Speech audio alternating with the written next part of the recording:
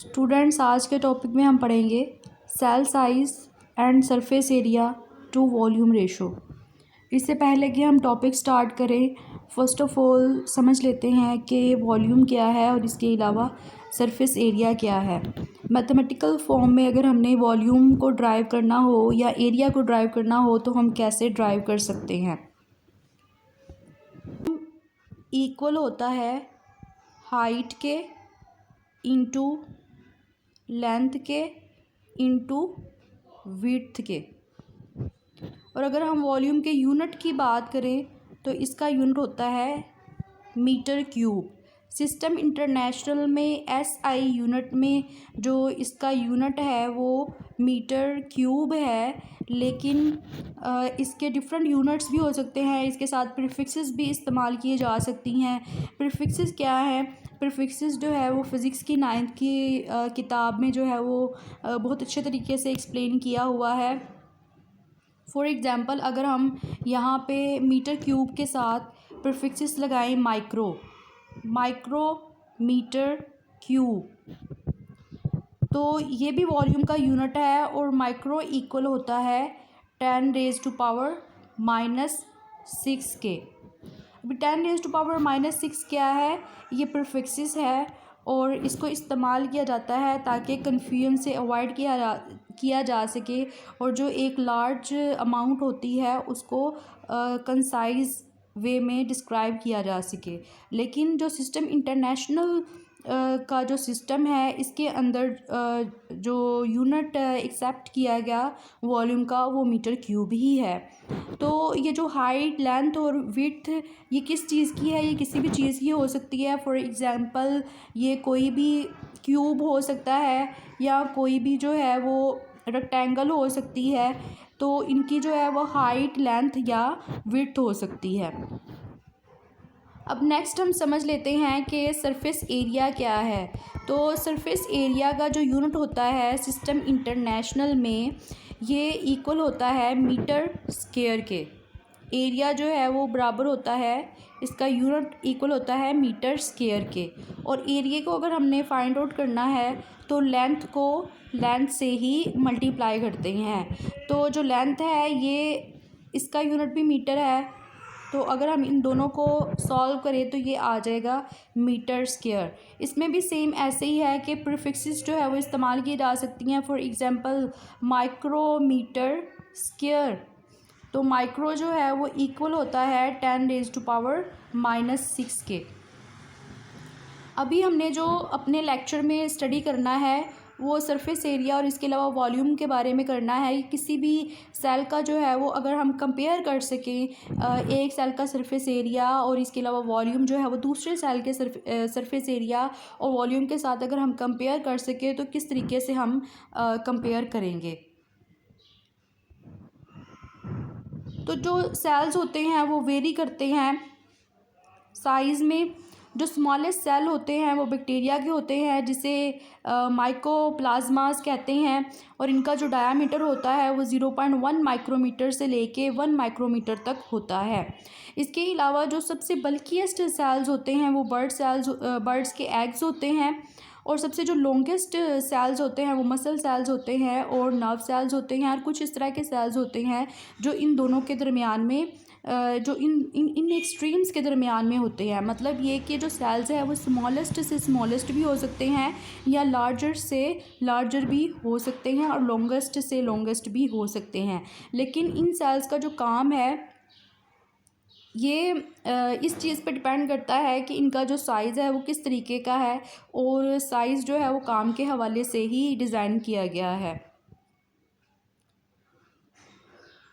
अगर हम बर्ड के एग की बात करें, जैसे कि पहले एक्सप्लेन किया कि जो बर्ड का एग होता है वो काफ़ी बल्कीएस्ट होता है। बल्कीएस्ट का मतलब ये है कि उसके अंदर काफ़ी ज़्यादा मटेरियल प्रेजेंट होता है और नेकेड आंख से भी हम उसको देख सकते हैं और कंपाउंड माइक्रोस्कोप के बगैर भी हम आसानी से देख सकते हैं।